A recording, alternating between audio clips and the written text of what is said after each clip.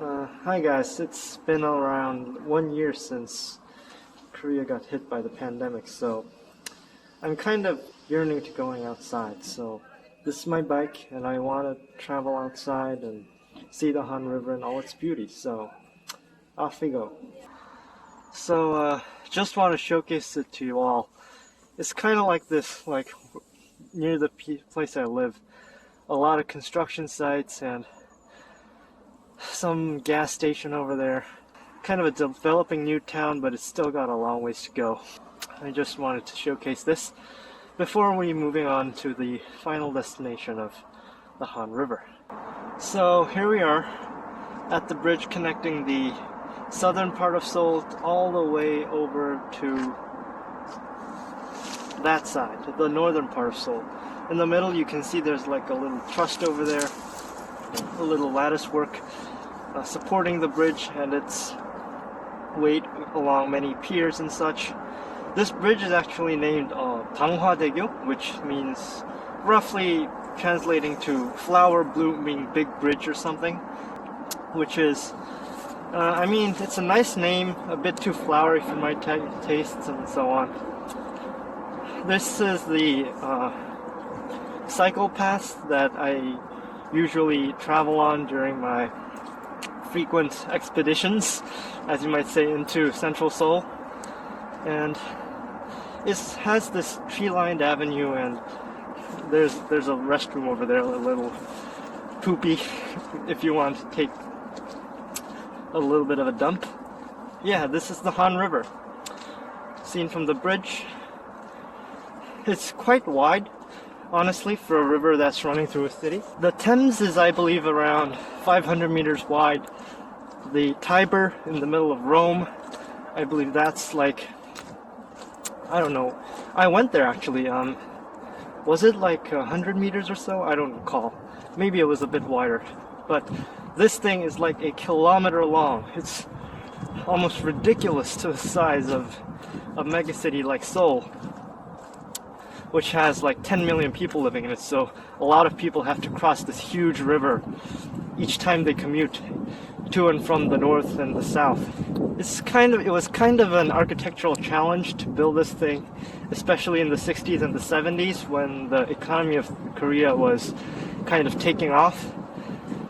But we have built many bridges like these, as you can see right over there. That's actually a railway bridge that I use frequently to travel between my college campus and my house, which is also in the northern part of Seoul, and it's pretty deep, as you can see. No swimming. You can fall into the Han River and die. Sometimes the waters are quite treacherous, like not today, but if there's like high winds, you can see waves up to like a meter tall. So it's basically almost like an ocean. Fun fact is, that's the eastern direction of Seoul, and as you can see from the sun over there, this is kind of like the western part. The water from the sea, the Yellow Sea in the western coast of Korea, actually travels all the way up to Yeoi Island over on the eastern part of Seoul when it is high tide. And here you can see the wastewater that people throw out. Of course, it's kind of filtered to the point where it's harmless to the fish, but it is, yeah, as you can suspect, water from poop and pee. That makes kind of disgusting, but I mean, in a city like this, the waste has to go somewhere. Yeah, so we're just a little bit downriver from the bridge. The wind has quieted down a little bit, so you'll probably hear a bit better audio quality. It says over here, Gangse Hangang Park. Gangse meaning like the western part of the River Han. It's like, which means basically the western part of Seoul. And as you can see, there's the entry plaza, the parking, the toilet, and this curious sign over here which says, the area where snakes appear. I lived here like for about 2 years now, and I never actually saw this sign whenever I came to the Han River. I mean, I came here quite often before, like the whole COVID crap and stuff. And it's like I didn't see actually any snakes here, but I don't know. I guess they do appear sometimes, otherwise the sign wouldn't be here. Then again, it's kind of believable since all this shrubbery and what was it? Reeds? All of these reeds make some pretty good hiding spots for snakes to dwell in, especially in the winter. So yeah, this is kind of like the bridge where it leads directly up to the Han River, and sometimes there are a lot of like birds you can see from here.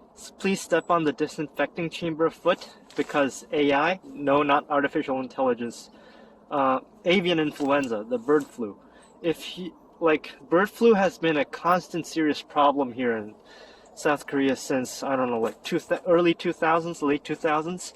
Some fleeting birds have carried the disease over from different parts of the world, and they nest here, and people interact with those birds, carrying the flu over and then transmitting it to domesticated birds such as chickens, ducks, and such, which causes some pretty undesirable side effects of making others like sick.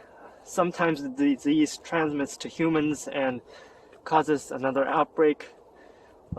Thousands upon tens of thousands of chickens are sometimes buried alive. I did step on the disinfectant over there, so I'll probably be fine. And this is the observation tower where you can see the entirety of the Han River. Behold. Okay, here's the Han River, the observation tower.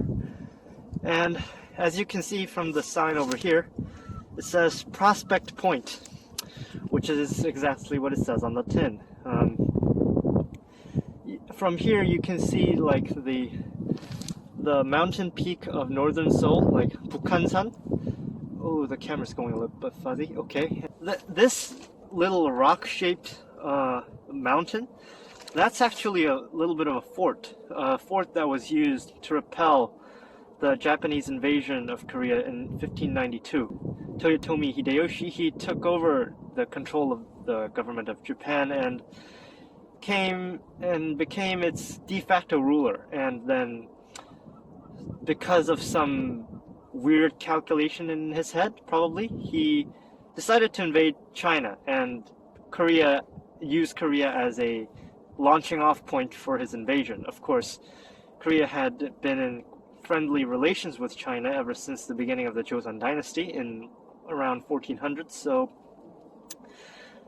it promptly refused to lend Japan the access to China that they desperately wanted. So Japan went to war against both Korea and China, which culminated in Korea losing its capital, Japan losing its navy. A bunch of people died, some shenanigans happened, and after they were beaten back from Seoul, which was called Hanyang back then, this is the forts that the Korean military occupied during the last holdouts. Some very influential battles took place. Like, rumor has it that after running out of like arrows and artillery pieces to defend this fort, the Korean soldiers and some civilians, especially women, they held some rocks in their skirts and threw them at the Japanese invaders, causing them to fall from the fort walls. So yeah, a place with a pretty interesting history.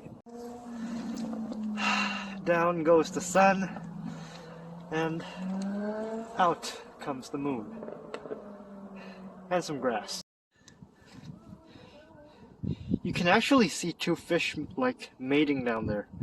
Anyways, this is the entrance to the Ara-Hangang waterway. You can see the Han River and the northern part of Seoul over there, and this was constructed during the Lee Myung-bak administration in like 2008, where it was supposed to serve as a vital economic artery for Seoul, as a alternative port for Incheon, which is kind of overflowing and has a bit of tidal problems. It was supposed to be an industrial canal with many boats going from here to there, passing through this like little canal entrance thing with locks and water flood control. Meanwhile, though, this project has ended up in complete failure, and practically nobody uses this, and all the boats keep going to Incheon and another big port in Busan, like the second biggest city in Korea. On the plus side, it actually meant a new cycle path for us enthusiastic cyclists who wanted to have another path dug through Western Seoul. This impromptu cycle path of a canal actually costs around 10 trillion won, which is about $1 billion to complete, and another $1 billion to maintain just up to this point, while no shipping actually passes through this. You can kind of see why people weren't really happy about the administration at the time doing such a large project for the boom of the construction companies. And there was some alleged cases of corruption during there. The president that actually put forward the motion is actually currently jailed due to corruption charges. So yeah, it's kind of a dark history. But on the plus side, like I said, for us cyclists, it has created a very tranquil and safe cycle path for us to travel on. And there's not very much to see. Like for nature, for example, back there we could see like reed forests and historical forts and stuff, but this is just like, this was built as an industrial canal, and it kind of, well, it's dysfunctional, but it only features industrial landscapes that would have been useful if there were boats coming around, but there really aren't. So yeah, there's not really much to see here, besides the fact that impromptu engineering done by other administrations can sometimes end up in bad projects such as these. You can see like that there's like a huge crane that's supposed to be working 24/7, bringing in the bringing in cargo from the canal from this angle, but as you can see, not a single boat in sight, not even a leisure boat, let alone a big ass container. Well, that does it for my tour of the nearby waterways and roads of the hometown, and well, maybe we'll see each other soon when this COVID thing finally clears up anyway.